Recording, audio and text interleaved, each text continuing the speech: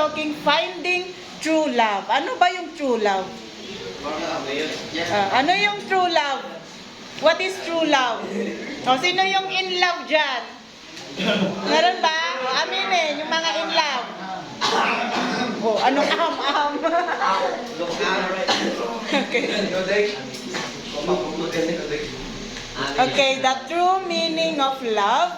Naintindihan nyo?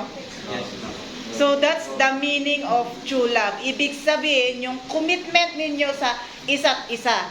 Okay? Ibig sabihin, yung, pansin nyo yung last? It loves to give, not to get. Ano yung kukunin mo? Love? Okay, remember, last time we talked about the premarital sex na yung sinasabi natin na, if you really love me, dapat ganito, ibigay mo yung lahat-lahat. Di ba? Hindi pagmamahal yon, kundi yun ay lust. Okay, pagnanasa yon, hindi yun love. Kasi it loves to love.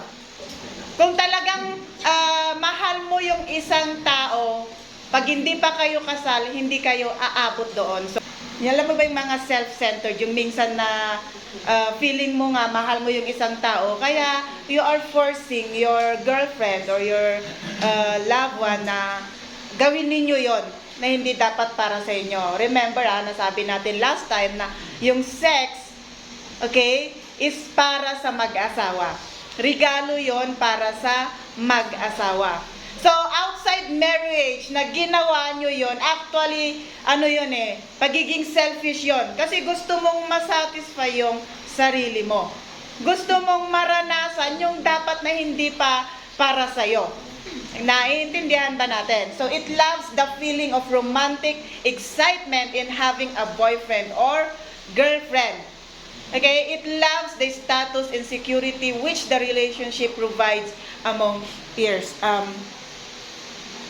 Ayan. Ano ba yung last? Ito yung sinasabi ko kanina pagiging selfish yun. Kasi nakasentro ka lang sa sarili mo. Okay? It desires the other in a lustful or sexual way. Kaya nga pag ang isang relationship, umiikot lang doon sa, ayun nga, sa premarital sex, again, hindi yon true love. Nagegets ba ninyo? Hindi yon true love. So, if you have a girlfriend now or boyfriend, again, huwag mo siyang pwersahin o huwag kang mag-ask to do that one. Nasabi ko na last time na wag na, okay lang na maggayong kayo, wag lang kayong aabot sa, gagawa ng act together na parang papunta na kayo doon. You have to help each other. Hindi yung attempt mo yung kasama mo. There is no true love in lust. Lust will use or rather misuse the other person to satisfy its own desire. Ayan, dapat maging klaro yun Hindi, kung yung lust ang umiikot sa inyong dalawa, again, hindi yan true love. Ayan, kasi yun gusto mo lang isatisfy yung sarili mo. Hugot, di ba mga hugot lines? O sabi dyan, dear crush, kung ini-small ka nila, huwag kang mag-alala. Iniibig naman kita. Char. Ganun ba? Mga hugot yan meron pa. Sa dami ng tao sa mundo, di na mahirap maghanap ng taong mamahalin. Alam mo kung anong mahirap hanapin? Yung taong deserving. Okay? So, kahit naman mahirap yung taong deserving, hintayin mo siya. Okay? Kasi nga sabi nyo kanina, sa right timing, makikita mo rin siya. Okay? Good. Ang pag-ibig mo sa kanya ay parang domino. Nahulog ka sa kanya, pero siya nahulog naman sa iba. Aray, saklap. Sinong naka-experience nun?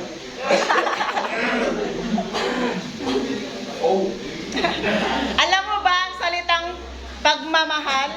Hindi ko yan pinag-aralan, pero sa'yo ko yan natutunan. Gasam, may mga ganong mga termino. Okay, so those are just some hugot lines na nakita ko from the internet. So, back to our lesson. Dating may sound exciting and fun, okay, because the urge of the youthfulness and influence of media in today's generation. Of course, in your generation, parang magandang i-experience talaga yung dating, di ba? Kasi nga, nowadays, parang nahuhuli ka pag hindi mo siya na-experience. Ganon ngayon. Okay, parang madilaw ka, no? Hindi mo pa nasubukan makipag-date, wala ka pang boyfriend or girlfriend.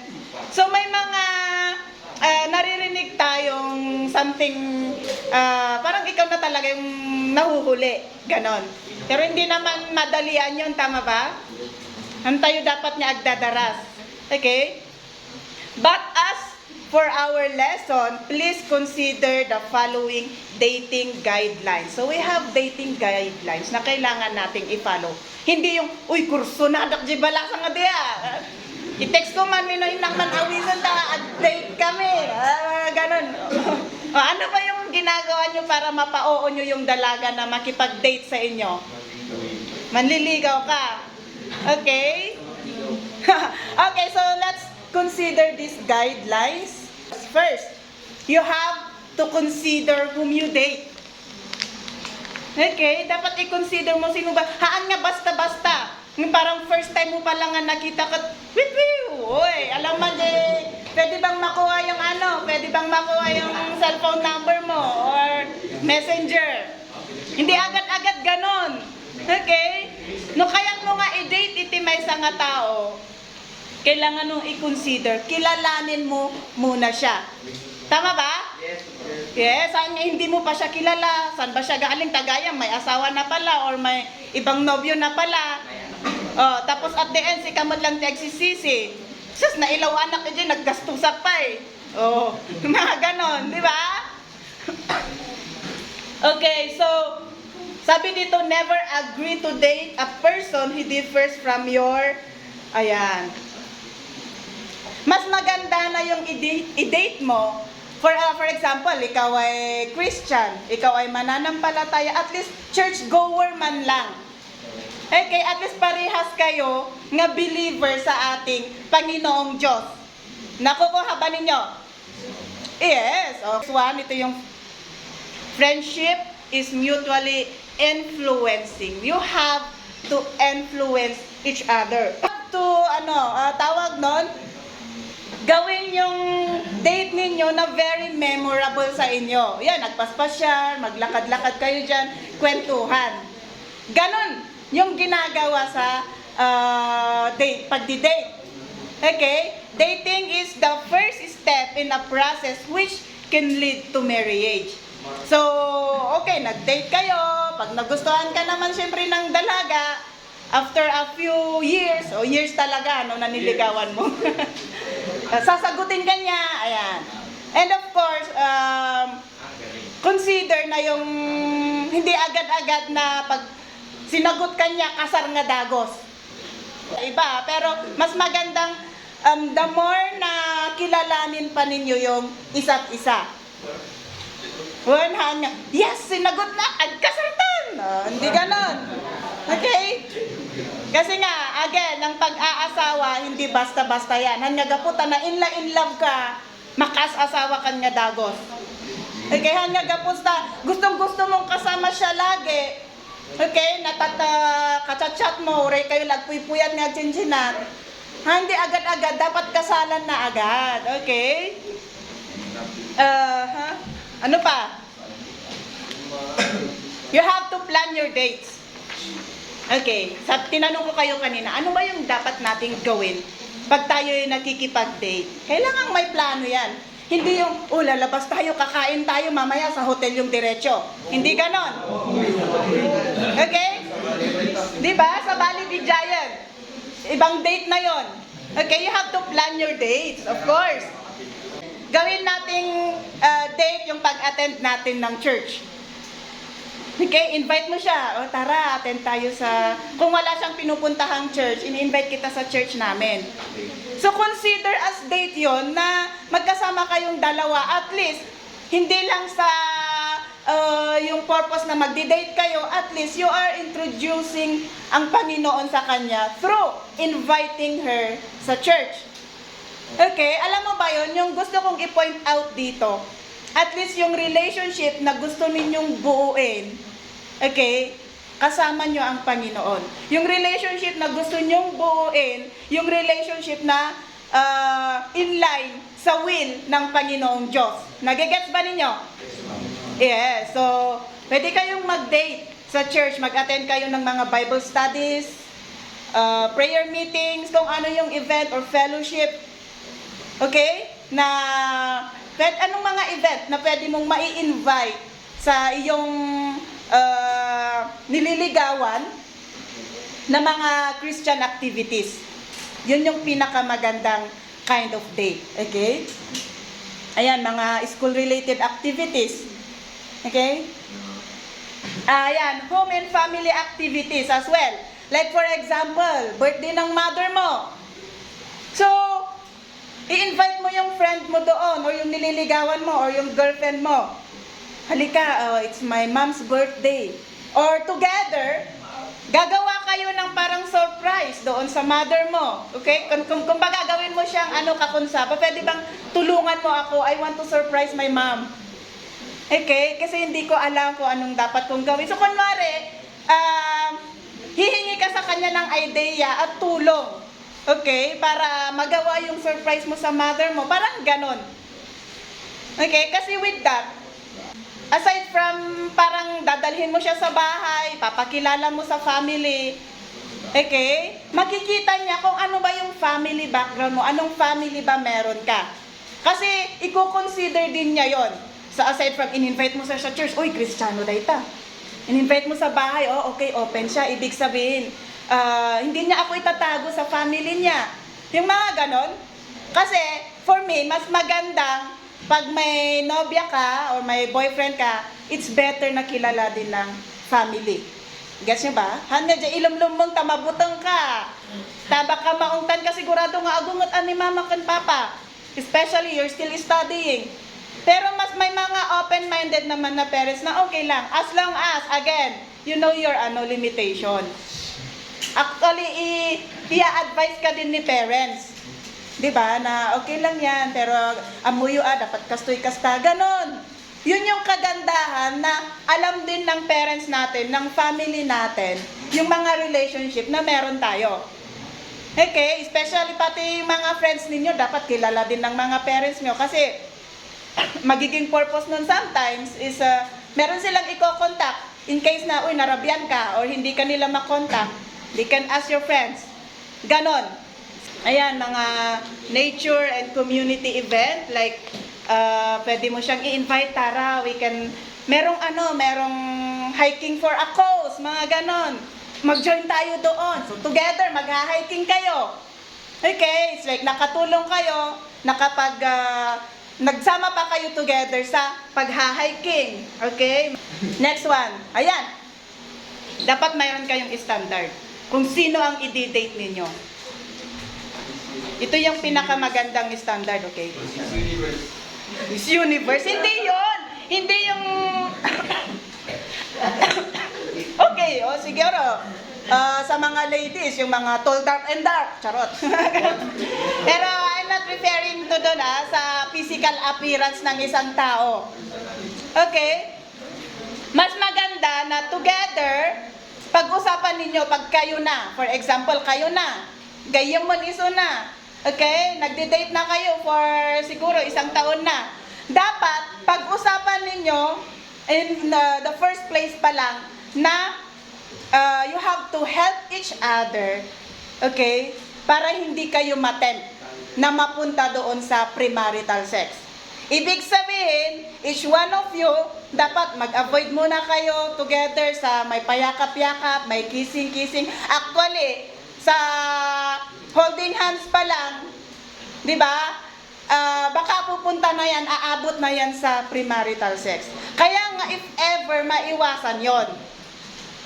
Okay? If ever, maiwasan yon. Pero alam nyo ba, nowadays, very public yung mga kabataan.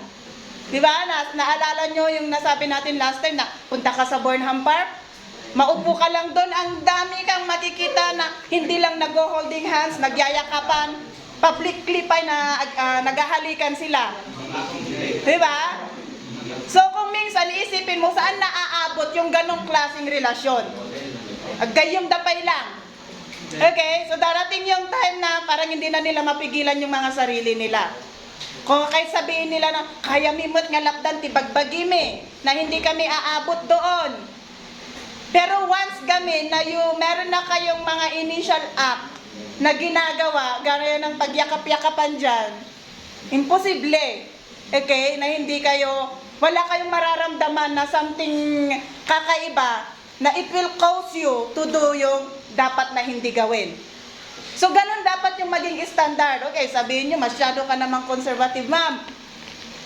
Actually, even the Bible says, dapat hindi eh. Okay, hindi porket mga batang 90s kami, and then you are 20s, nasa generation Z kayo, in terms of dating or sa pag-aasawa, dapat parehas pa rin. Okay? Nukunayo nga, nowadays kasi ma'am, normal yung mga yon. Hindi pa rin siya normal. Promise, hindi siya normal. Normal kanyayo kasi nasa ganyang situation na kayo, in love ka na eh. Kaya ipaglalaban mo kung ano yung nararamdaman mo at kung ano yung alam mong tama. Pero actually, hindi siya normal. Okay? So yun dapat yung isa sa mga i-consider natin na standard. Wala mo nang hawakan. Okay, actually, sabihin natin, holding hands lang mo't ma'am, di ba? Pero no, kaya, please iwasan. Pero yung talagang ginagawa talaga ninyo, magmagla kayo, agasam, jay imada ka nung agwagwag kay wifi, yung iba nakaakbay-akbay pa. O minsan, mas gusto pa nyo, yung umuulan, tapos kunwari walang payong yung isa, tapala, nasa bag lang. Para isang payong yung gagamitin. O, para. Di ba may mga ganon? Ay, naka. Base your relationship. Okay, wag tayong magmadali. Okay, wag kayong magmadali. You have to enjoy your dating stage. Okay, you have to enjoy yung single pa lang kayo, na habang single kayo, nakokontrol pa lang ninyo yung mga sarili ninyo. You can still, abutin pa rin ninyo yung mga pangarap ninyo. Again, yung pag-aasawa, nasa right time yan. Kasi once na kayo nagmadali, alam nyo ba, uray nohan nyo pa'y kaya't nga agasawa, your parents will force you. Kasi nalpas nga inaramid yon. Especially no nasikugam je babae. Tama ba? Karkaro. Kasi siguradong ifo-force kayo ng parents, anya nga rod, inaramid yo. Magkasal kayo na. Na sa inyo, haanpay kuma kasi gusto nyong tapusin mo na yung pag-aaral. Nasa huli na. Masusunod pa rin yung parents. O minsan naman, adamot ti parents nga. Okay? Kaya nga, dapat wag kayong magmadali. You have to enjoy your relationship together na inaabot pa rin ninyo yung pangarap ninyo. Hindi yung nailawang kayo, nagbasol kayo lagarudan, kapilitan pa nga ikasarda kayon, kasi nga, natapos kasdayan, hindi na kayo virgin. Okay? So, please, if you have your nobyo now, kailangan mong i-consider yung na pag-usapan natin kanina. Wag muna kayong aabot sa premarital sex. Agree ba kayo doon? Yes. Mino agree rin kayo?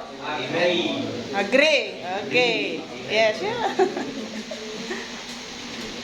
Ayan, itong magandang klase ng day. Together, you have to you have to pray for each other. Okay, you have to pray for her, you have to pray for him. Ayun yung magandang klase ng samahan. You are praying to each other. And one more thing, ayan, you have to read, together, magbabasa kayo ng mga articles, mas maganda pa nga, you're reading the Bible about God, or about how you improve your relationship. Yun yung magandang bonding together. Tama ba?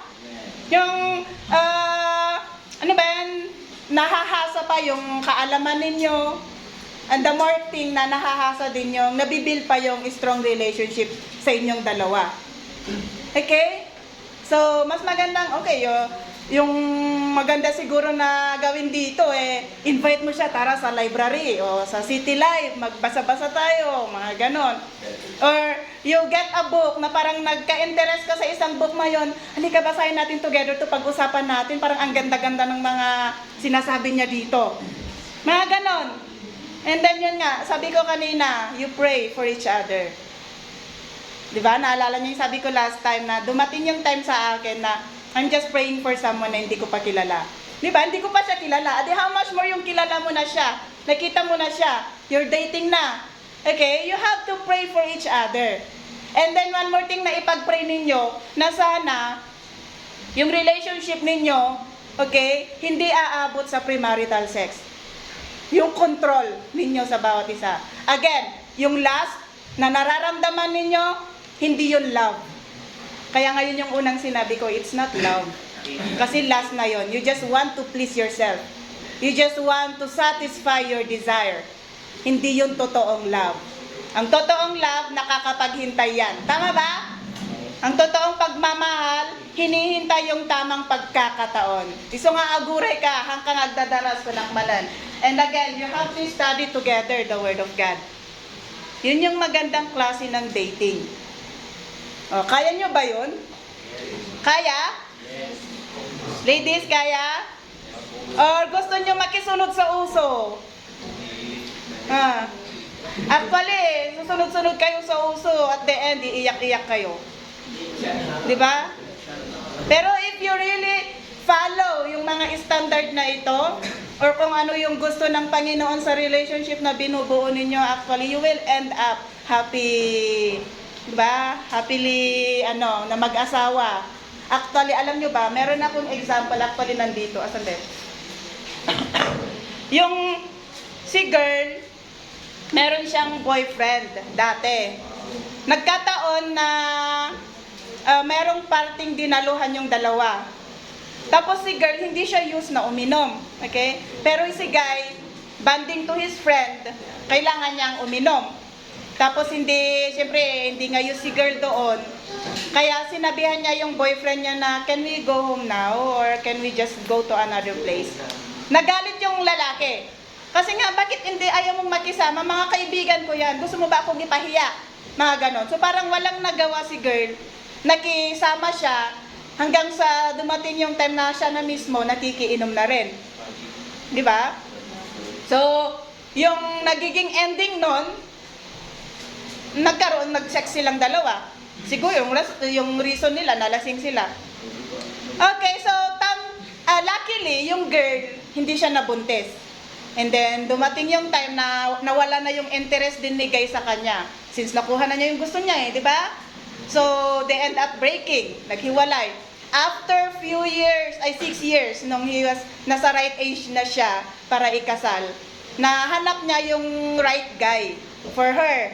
So, kinasal sila. Very happy naman yung marriage nila. Pero sa kanya personally, merong effect yung nangyari the past. Kasi nga, like sabi niya, very loving, very, mahal na mahal siya ng husband niya, inaalagaan siya ng husband niya. Pero nagigilty siya, kasi hindi niya naibigay yung virginity niya sa asawa niya. Diba? Yun nga yung sabi ko sa inyo last time, na sabihin na natin hindi alam ng lahat, na ginawa nyo yon with your previous relationship. Pero yung resulta, habang buhay na meron yan. Kasi guilty siya lumapit pa siya sa isang pastor to ask advice. Ano ba yung gagawin niya? Even the husband, tinatanong ano ba yung problema? May problema ba tayo? Hindi niya masabi sa asawa niya kasi nga hindi niya alam kung paano. Iniisip niya ano yung magiging reaction ng asawa ko pag ganon. Okay? Kaya nga, yun yung kagandahan, yung talagang hinihintay mo talaga yung para sa'yo. Hintayin mong yung para sa'yo at saka sa tamang oras, tamang panahon. Saka kayo mag-decide. Okay, haan nga dagdagos nga isuko mo yung bataan. Clear ba yon? Yes. Again, mas maganda yung you pray for each other. Yan. In your dating stage, you have to examine whether you are meant for each. Okay? You have to examine, tayo ba ay para sa isa't isa? Magkatulad ba tayo ng mga interes, yung mga gustong gawin sa buhay? Mga ganon. Isang orje ko nata yung nga dagdagos kat agasawa. Kasi since hindi nyo in-examine yung kayong dalawa, kung kayo nga ba dalawa, kasi yung gusto nyo mag-asawa na agad, at the end pala, maghihiwalay din. 'Di ba? Iso nga iso ti purpose na yung nagdi-date kayo. Okay, yung hindi mo na kasal agad-agad.